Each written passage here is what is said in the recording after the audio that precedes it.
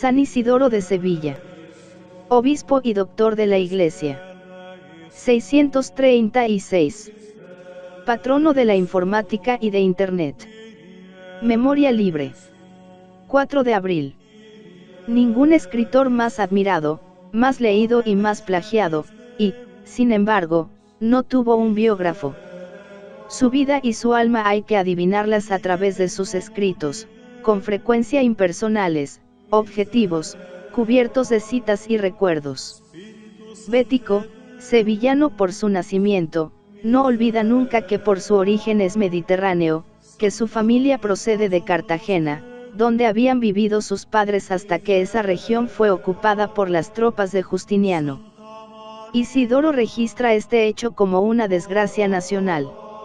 En España, dice fríamente al recordarle en su crónica, irrumpe el soldado romano. En otra parte, después de señalar los esfuerzos de Atanagildo para expulsar a los invasores, añade, nosotros seguimos luchando todavía contra ellos.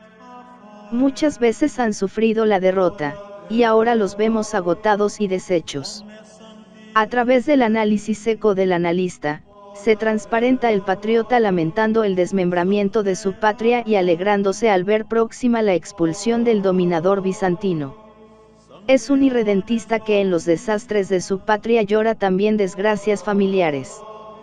Huyendo del yugo extranjero, llegó a Sevilla su padre Severiano, más orgulloso de conservar su lealtad a los reyes de Toledo que sus posesiones levantinas, 552.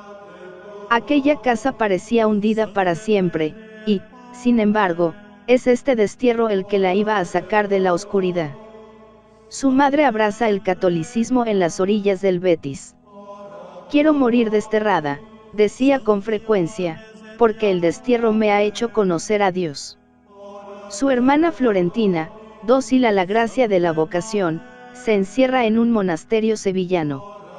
Su hermano mayor, Leandro, empieza a brillar por su virtud y por su saber. También él ha tomado el hábito religioso. Desde su monasterio ilumina a la ciudad con su doctrina, forma una escuela, que había de ser famosa, y, joven aún, es nombrado metropolitano de la Bética. A su lado crece Isidoro, consagrado también a la Iglesia. Como su hermano, será monje, abad, maestro, obispo y metropolitano.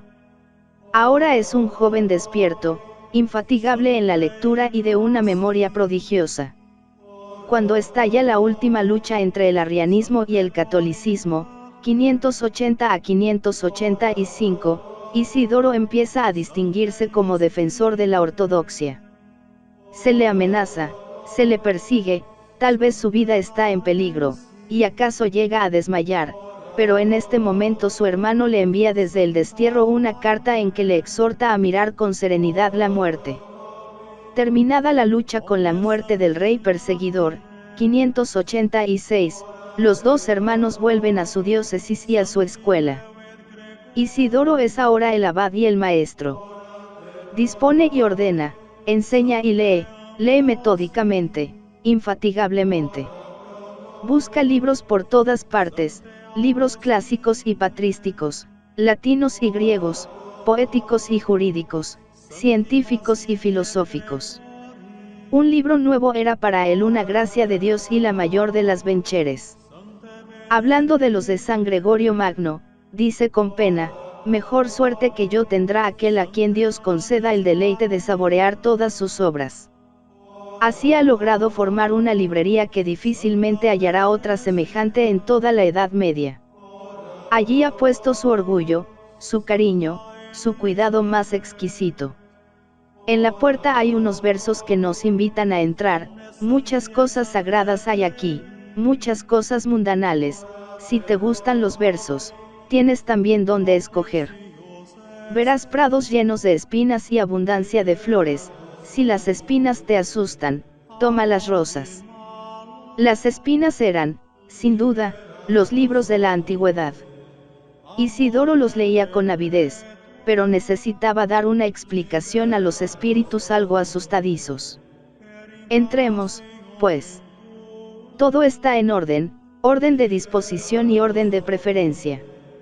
En los muros se leen epigramas que aluden a los libros guardados en los estantes cercanos, y a veces, sobre los epigramas se ven pinturas de eximios escritores. El primer estante está reservado para la Sagrada Escritura, los venerandos volúmenes de las dos leyes, están la Vulgata, la recensión del obispo peregrino, los originales hebraicos y las traducciones griegas. Viene después Orígenes, el doctor verísimo, el primer dios de aquel templo. Ninguna blasfemia, nos dice, tocó jamás mis sentidos, y eso que mis libros son tantos como los soldados de una legión. Vienen después Hilario, Ambrosio, Jerónimo y Agustín, el hombre cuya sola presencia basta. Este que nos mira serio encima de un estante es Juan Crisóstomo. Nos lo dice él mismo, y añade, yo ordené las costumbres, dije la recompensa de la virtud, y a los pecadores les enseñé a llorar sus delitos.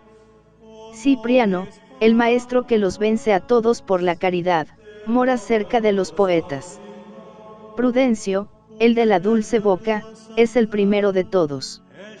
No faltan tampoco los historiadores, como Eusebio y Orocio, ni los juristas, como Gallo y Paulo, y, allí estás también tú, oh Gregorio, por quien los romanos ya no tienen nada que envidiar a Hipona, y tú, oh Bate Leandro, que no eres inferior a los antiguos doctores. Estos son los dioses mayores de aquel templo. Fuera de ellos, hay otros muchos que no tienen el honor de una pintura ni un verso. A lo más, el nombre escueto, León, Apringio, Martín. Aparte hay una serie de estantes, donde están las espinas, es decir, los libros clásicos. Ningún rótulo los delata, pero el dueño los conoce muy bien. Allí tiene algunos buenos amigos, como Horacio, Perseo, Cicerón, Marcial, Juvenal, y, sobre todo, Varrón, Servio, el comentarista de Virgilio, y Suetonio, no el historiador, sino el sabio, el naturalista. También aquí tenemos libre acceso, pero es preciso llegar con cuidado, con prudencia, para no punzarnos. El sacerdote de este santuario es generoso y desprendido. No quiere mariposeos, ni espíritus rastreros, quiere hombres sedientos, ambiciosos, insaciables, como él. Como veis, nos dice sonriente, son muchos los libros que hay en nuestros anaqueles. Lee, en cualquier materia tienes donde escoger. Sacude el adormecimiento de tu mente, no seas perezoso, esta es, hermano, la única manera de salir más sabio de aquí. Tal vez me digas, ¿para qué tanto? He recorrido las historias, he estudiado la ley, y esto me basta. Si así piensas, ya no sabes nada. Pero he aquí una puerta, disimulada detrás de un tapiz. Del interior sale un olor acre y no ingrato. Veamos, estantes, cajas, trituradores y recipientes. Todo es orden en el pequeño cubículo. Sobre la pared, 4 figuras pintadas, 2, con aureola alrededor de la cabeza y palmas en las manos, otras 2, con barbas y, en las manos, sendos libros. Un dístico nos da la clave para identificarlas, aquellos a quienes el mundo celebra como los maestros esclarecidos de la medicina, aparecen representados en estas pinturas. Los de la aureola son San Cosme y San Damián, los de la barba, Hipócrates y Galeno. Estamos en la oficina del médico, y a la vez en la apoteca, la botica. Nuestro guía, este abad joven y pálido, ama la medicina más acaso que la jurisprudencia, que la historia, que la dialéctica o la mineralogía, la ama tanto como a la teología, porque si ésta sirve para alimentar a las almas, aquella sana y robustece los cuerpos, son 2 instrumentos de la caridad, que quiere abarcarlo todo y a todos aprovechar. Tanto como el olorcillo confuso de la menta, el anís, el saúco, la artemisa y la genciana, lo que aquí se respira es el hálito de la caridad. Es la caridad la que da al médico esta bella advertencia. Atiende solícito lo mismo al pobre que al poderoso. Justo es que el rico te pague tus cuidados, pero no seas exigente con el que no tiene que comer. Pero al lado se lee una amarga advertencia acerca del egoísmo humano: mientras te dura la enfermedad, no le faltan al médico regalos, mas apenas te levantas del lecho, ya no vuelves a acordarte de él. De la biblioteca y la farmacia pasamos al escritorio, una habitación luminosa y sonriente. Todo es actividad y silencio. Solo se oye el rasguear de los plumas, el gemir del pergamino, roto por las tijeras, y, a intervalos, pausada y clara, la voz del dictante. En los muros hay severas amonestaciones para los escribas: el que estuviese aquí media hora ocioso, sea suspendido y reciba 2 azotes. Amigo, si sabes copiar y pintar 2, 3 y 4 veces mejor, tu obligación es hacerlo. Si eres capaz de comprender dónde estás, calla, ese es mi precepto. El copista no sufre a su lado un hablador. Así debe ser el escritorio de donde va a salir la renovación científica de España, lugar del trabajo inteligente y asiduo, mansión del silencio y la quietud, refugio del arte y de la ciencia. Todos deben aspirar a la perfección: el que prepara el pergamino, el que combina las tintas, el que adorna las iniciales, el que ilumina los folios con figuras de un delicioso sabor oriental, y, sobre todo, el que tiene la misión de trasladar a las futuras generaciones las obras maestras de los antiguos en esbeltas y angulosas capitales, en cursivas rápidas y enrevesadas o en los rasgos suaves y redondos de la minúscula. Nada les falta para cumplir dignamente con su noble oficio: ni el oro, ni el mineral, ni el mercurio, ni las finas canas cortadas a la orilla del Betis, ni las plumas de ganso, ni las pieles más finas de ternerillo de 4 meses. Mirad todos esos frascos que llenan las alacenas. No brindamos licores, nos dicen ellos, nosotros guardamos los polvos finos de las materias colorantes. Y el maestro completa: aquí tengo toda clase de perfumes, esencias de rosa y violeta, aromas de incienso y almíbar, elixires de nardo y de estacte, ungüentos de nuestra tierra española, juntamente con otros traídos de Grecia: mirra, casia, cinamomo, croucou de silische. En fin, todo lo que el árabe quema en sus aras, cuanto produce la India en materias de pigmentos, cuanto se encuentra entre las aguas del mar de Jonia, puede admirarse aquí. Para transmitir lo bello del pasado a los venideros, no bastan las hierbas humildes, que nacen en cualquier prado, debemos disputar sus riquezas a los palacios de los reyes. Maestro, observamos nosotros, por lo visto, al organizar todos esos elementos de trabajo, vuestro pensamiento está fijo en los tesoros de la cultura antigua. En la cultura de los hombres que nos han precedido y en la de los hombres que vendrán después de nosotros. Desgraciadamente, hoy ya no sabemos tanto como en tiempo de Suetonio y de Agustín. No en vano han pasado 2 siglos de invasiones y saqueos. Ahora los germanos empiezan a civilizarse, a envidiarnos nuestra lengua y nuestra erudición latina. Nuestra obligación es saciar esa sed santa y noble, recogiendo cuanto se ha salvado de la guerra y del incendio, ordenando los fragmentos dispersos, armonizándolo todo y ofreciéndoselo a los siglos futuros para que no vuelvan a la barbarie. Así debía de hablar Isidoro a Braulio de Zaragoza cuando le enseñaba las salas donde había instalado su librería, su farmacia, su escritorio y su pigmentario. Recoger, ordenar, unificar, transmitir, he aquí resumido en 4 palabras el ideal de toda existencia. La tarea ha empezado ya. Volvamos al escritorio. Un monje dicta, una docena de monjes copia. ¿Qué copian? Una nueva edición, una recensión nueva de la Biblia. El texto de la Vulgata jeronimiana se iba adulterando de tal modo, que las iglesias no podían ponerse de acuerdo. Era un caos, donde Isidoro acababa de infundir la luz. Ha recogido los antiguos manuscritos, ha estudiado, ha comparado, ha eliminado, y así ha logrado un texto bíblico casi perfecto, que se extenderá por toda España y correrá luego por toda la cristiandad. Ya tiene discípulos que le ayudan, que son buenos políglotas y buenos escrituristas, y uno de ellos es Floro, el que con manos estudiosas, no sin gran trabajo y a petición del maestro amado, corrige el Salterio de David, restituyendo la versión latina de acuerdo con las fuentes griegas y hebraicas.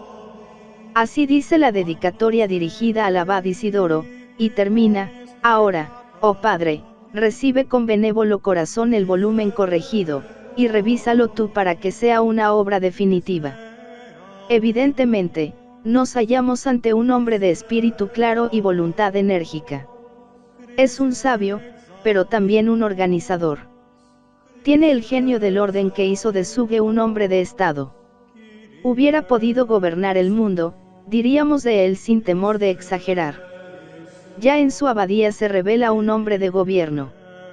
Desde el primer momento se ha dado cuenta de que la legislación monástica que regula la vida de los monjes visigodos es oscura, enrevesada y, a veces, contradictoria, la misma confusión que en el campo de las Sagradas Escrituras. Para remediarla, escribe su regla de los monjes, donde todo es claridad, método, sencillez y comprensión. Todos los elementos antiguos han sido admirablemente fusionados, sistematizados y dispuestos de una manera orgánica. Es una construcción, que preludia las etimologías.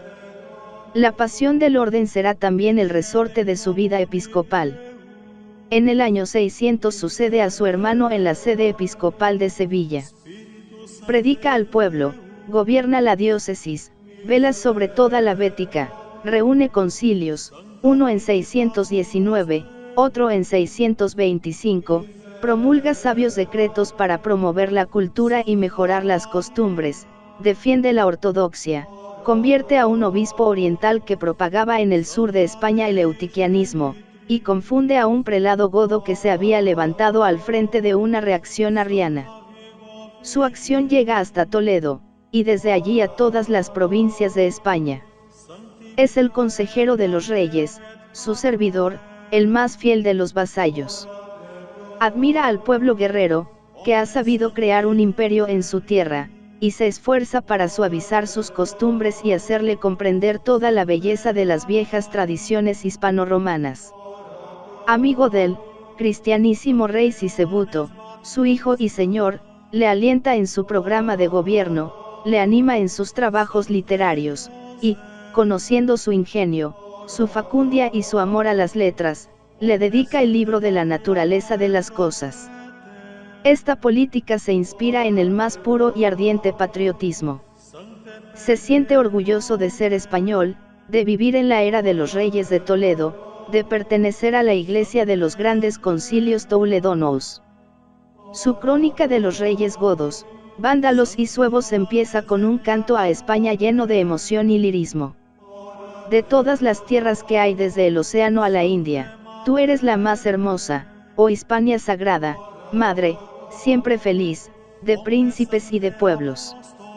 Tú eres la gloria y el ornamento del orbe, la reina de las provincias, la parte más ilustre de la tierra, la que fue amada por el poderío de la gente goda, que alzó en ella un imperio glorioso por la majestad real y el brillo de las riquezas.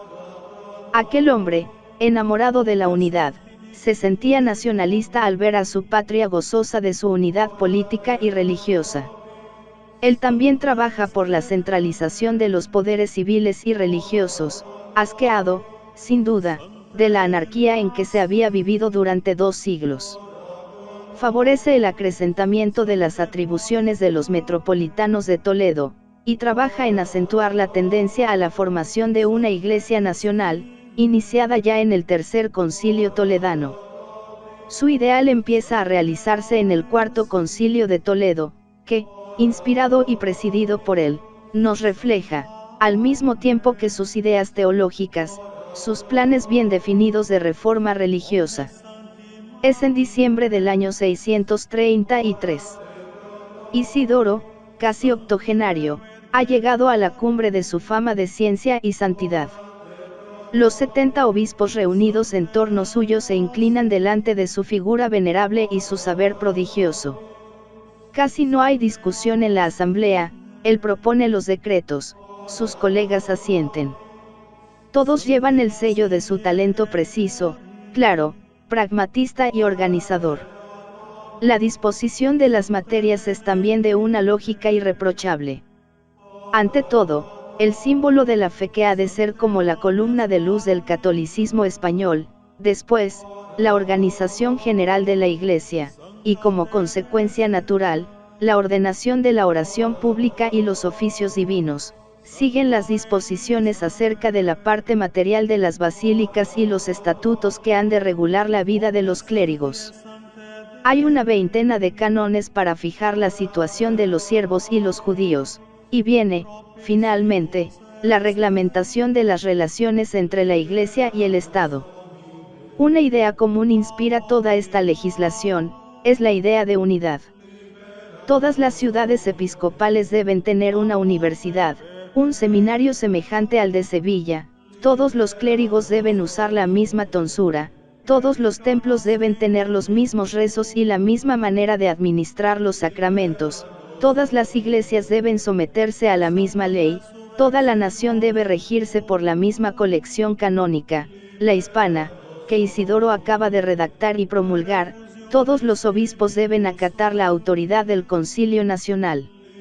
Unidad de gobierno, unidad de disciplina y unidad de liturgia, porque sería un absurdo, dice Isidoro, que tuviésemos costumbres distintas los que profesamos una misma fe y formamos parte de un mismo imperio. Hay una excepción, sin embargo, a este principio general. Isidoro se resigna a ella, aunque no sin vacilaciones. Vive en un ambiente nacionalista, y lo favorece con toda su alma. El nacionalismo trae la persecución de los judíos, y en esto Isidoro ya no está con sus contemporáneos, ni siquiera con su amigo el rey Sisebuto, que había querido convertirlos a la fuerza. En su historia, Isidoro condena su conducta. Tuvo celo, dice, pero no según la prudencia. En el Concilio IV de Toledo, delante de la corte y del episcopado, se atrevió a oponerse a la corriente antisemita, contentándose con dificultar la influencia perniciosa de los judíos. Se les ha de atraer, dice, pero no con la espada, sino con el raciocinio, y poniendo en práctica este principio, publica sus 2 libros contra los judíos, que, en el optimismo de su caridad, había creído más eficaces que las torturas de Sisebuto. El sabio, entretanto, no había olvidado sus planes de su escuela. Leía, escribía y enseñaba con el ardor de sus años juveniles. Su ciencia y su elocuencia reúnen en torno suyo lo más granado de la juventud estudiosa de toda España. Todo en él cautivaba y deleitaba, su virtud, su bondad, su lenguaje y su saber. Ildefonso de Toledo, el más famoso de sus discípulos, hace de él este elogio: era un hombre extraordinario, tanto por su belleza varonil como por su inteligencia, su manera de hablar tenía tal gracia, tal facilidad y un hechizo tan profundo, que causaba estupefacción a cuantos le escuchaban, y aunque repitiese las mismas cosas, nunca nos cansábamos de oírle. Además de fácil, su palabra era densa, y siempre en armonía con la condición de los oyentes. Tenía una abundancia admirable de expresión, dice otro contemporáneo, Braulio de Zaragoza: este hombre, dotado de una elocuencia maravillosa, sabía amoldarse al alcance de todos, de los sabios lo mismo que de los ignorantes. Su enseñanza era una entrega de sí mismo, en su voz, lo mismo que en su pluma, solo hay un anhelo, ser útil a los demás, haciendo fructificar aquel germen de sabiduría que providencialmente había arraigado en el fondo de su ser. Fue la suya una ciencia provechosa para los demás, y al mismo tiempo, limpia de orgullo, completamente impersonal. Todos sus libros se los arranca la necesidad de sus discípulos o la exigencia de sus contemporáneos. Comenta rápidamente casi todos los libros de la Biblia, en beneficio del pueblo cristiano, publica su obra Los oficios eclesiásticos, para poner en manos del clérigo un manual litúrgico indispensable. Escribe los 3 libros de las sentencias, que pueden considerarse como la primera suma teológica, para que sirviese de libro de texto a los estudiantes de teología en las escuelas episcopales. Redacta su obra de la diferencia de la propiedad de las palabras, como complemento al estudio de la gramática y la retórica, y sus obras históricas la crónica, la historia de los reyes de España y el libro de los varones eclesiásticos, no tienen otro objeto que satisfacer la sed de conocimientos que él había despertado entre sus compatriotas. Las mismas ciencias naturales, el estudio del mundo físico, debían formar una parte no despreciable del ciclo de estudios que regía en su universidad sevillana, pues no es una cosa supersticiosa, nos dice él mismo, el conocer el curso de los astros, los movimientos de las olas, la naturaleza del rayo y del trueno, las causas de las tempestades, de los terremotos, de la lluvia y la nieve, de las nubes y del arco iris. De todas estas cuestiones trata en 2 libros sugestivos, el de la naturaleza de las cosas y el orden de las criaturas. Esta producción, extensa y variada, culmina en la obra gigantesca de las etimologías, cristalización genial de los conocimientos que Isidoro había atesorado en su memoria y almacenado en sus ficheros, fruto de una inmensa lectura, de una larga paciencia y de un método escrupuloso. Todo el saber antiguo debía estar allí condensado, sistematizado, ordenado. Hablando de San Isidoro, esta palabra nos persigue siempre.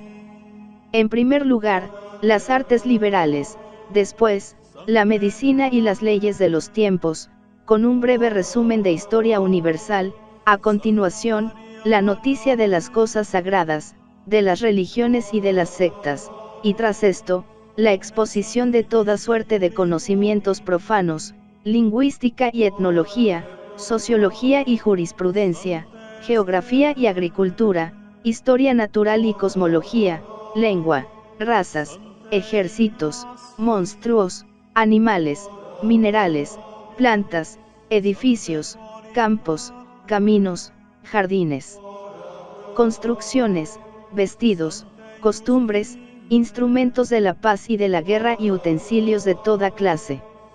Era una verdadera enciclopedia, cuyo elemento original estaba en la concepción y en el espíritu amplio con que Isidoro supo amalgamar la ciencia pagana con la tradición científica de los santos padres.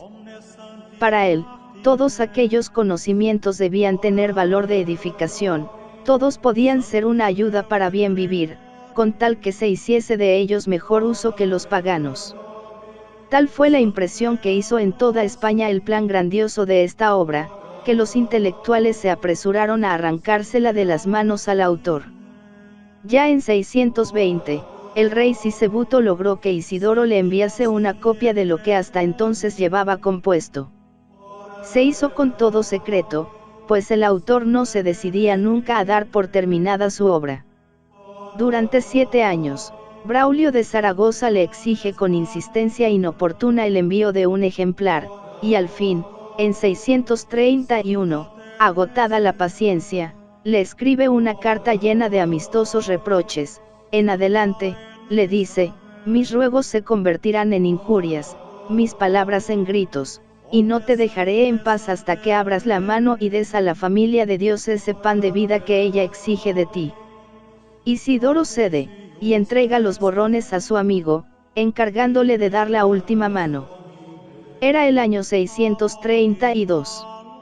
En medio de sus abrumadoras tareas de metropolitano y de maestro, de escritor y de obispo, de consejero de reyes y director de concilios, de organizador del reino y de la iglesia, Isidoro parecía sentir constantemente la nostalgia del retiro monacal. ¡Ay, pobre de mí!, exclama en el tercer libro de las sentencias, pues me veo atado por muchos lazos que me es imposible romper.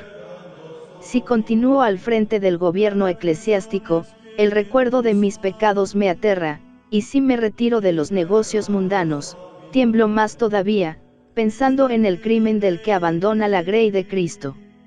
Estas palabras parecen el eco de una vida espiritual intensa, y, Efectivamente, aquel erudito sin igual, aquel gran gobernante, era también un místico, y como un místico se nos revela en el libro de los sinónimos, efusión inflamada del corazón llagado por las tristezas de la vida, diálogo emocionante entre el alma, que, oprimida por el dolor, llega a desear la muerte, y la razón, que la consuela con la esperanza del perdón, la profunda belleza de la virtud, los encantos de la bondad divina y las alegrías inefables de los caminos de la perfección. Alternativamente oímos el lenguaje de la humildad más profunda y del amor más puro. La humildad y el amor fueron también los dulces compañeros en su última hora. Viendo que se acercaba, dejó su celda para orar, una vez más, en la Basílica de San Vicente, así nos lo dice uno de sus discípulos, que estuvo presente a su muerte. Durante los 6 últimos meses, los pobres habían pasado delante de él en una procesión continua, ahora les distribuyó cuanto le quedaba. Colocado delante del altar, rezó en alta voz delante de la multitud, después, dirigiéndose a los fieles, les dijo estas palabras: Perdonadme todas las faltas que he cometido contra vosotros, si he mirado con odio a alguno, si, irritado, molesté a alguien con mis palabras, humildemente le ruego que me perdone. A estas súplicas, el pueblo respondía con sollozos. 2 obispos vistieron el cilicio al moribundo y lo rociaron de ceniza. Indulgencia, gemía Isidoro, y sus manos se dirigían al cielo empujadas por su anhelo heroico de descanso y de luz. Era el año 636. Así murió aquel gran bienhechor de la humanidad, trabajador infatigable y sabio universal, a quien llamará, algo más tarde, un concilio toledano, doctor insigne de nuestro siglo, novísimo ornamento de la Iglesia Católica, el último en el orden de los tiempos, pero no en la doctrina, el hombre más docto en estos críticos momentos de fin de las edades. Se preocupó más de conocer que de profundizar, pero ¿acaso era esto lo que entonces más convenía? En muchos siglos no se levantó un hombre de erudición tan vasta, comentó la escritura, escribió versos, reorganizó la legislación civil y canónica, dejó una tradición escolar, trató en sus obras todas las ramas del saber, e influyó profundamente en toda la vida social y religiosa. Fue el mayor pedagogo de la Edad Media.